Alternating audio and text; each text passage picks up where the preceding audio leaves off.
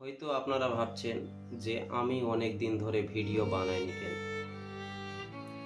তার পিছনে বিশাল বড় একটা দুঃখের ঘটনা রয়েছে, যেটা আমার অন্তরকে চূর্ণ বিচূর্ণ করে ফেলেছে।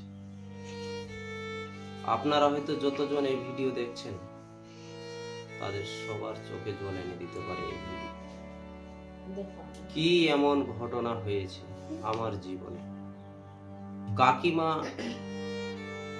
মরে যাবার 20 থেকে 25 দিন পরে আমার দিদি মারা গেল।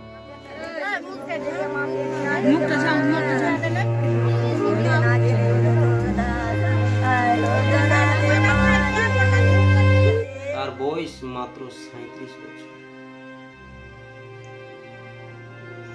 সেই দিদি আমাদের 3 ভাই বোনকে অসহায় করে গেলেন এবং ভাগ্যহীন করে গেলেন মাতা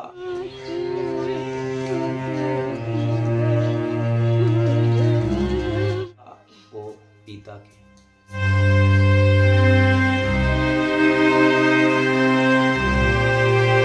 তার সঙ্গে অসহায় হলেন আমার জামাইবাবু। তারপর ভাগ্যহীন হলেন আমার 3 ভাগনা ভাগ্নি।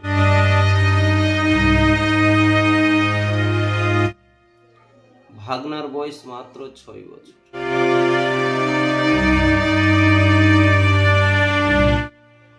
বড়টা ভাগ্নির বয়স হচ্ছে 14 বছর এবং ছোটটা ভাগ্নির বয়স হচ্ছে 9 বছর।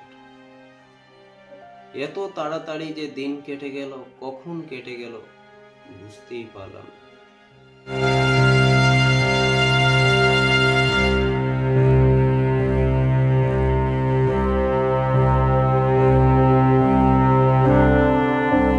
তার বাহের শ্রাদ্ধ হয়ে গেল।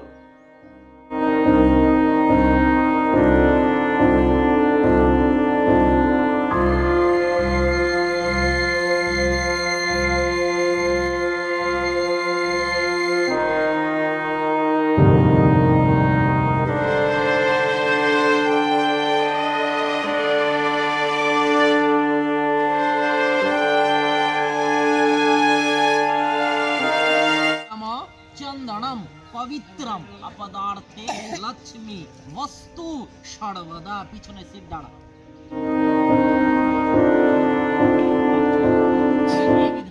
इदं साक्षंदनं श्री विष्णु देवतां नमः। এবং ঘোর শ্রাদ্ধ হয়ে গেল।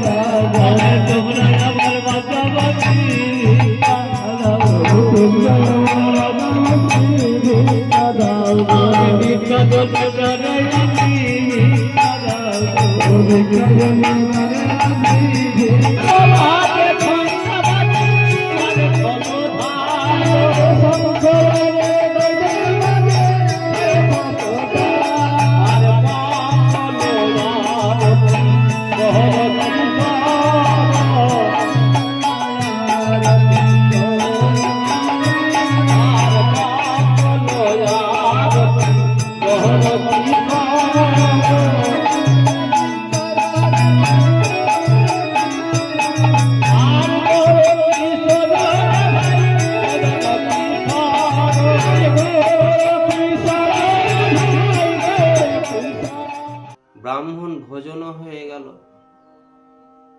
অতিথি তো আসলো,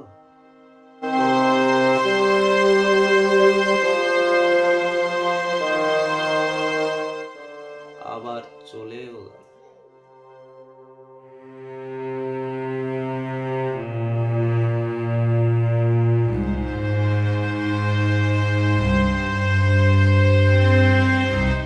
ধীরে ধীরে সব ভুলে যাবে, কিন্তু একজনই ভুলতে পারবে না, সে হচ্ছে আমার ভাগ্যহীন মা।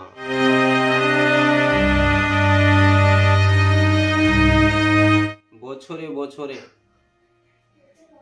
পূজা আসবে, পার্বণ আসবে, অনুষ্ঠান আসবে, মেলা আসবে, সব কিছুই আসবে, কিন্তু আসবে না আমার শুধু দিদি। এই আকাশও থাকবে, সূর্যও থাকবে, বাতাসও থাকবে, জলও থাকবে, সব কিছুই থাকবে, কিন্তু ইনার মাঝে থাকবে না শুধু আমার দিদি, থাকবে শুধু তার ফেলে আসা স্মৃতি।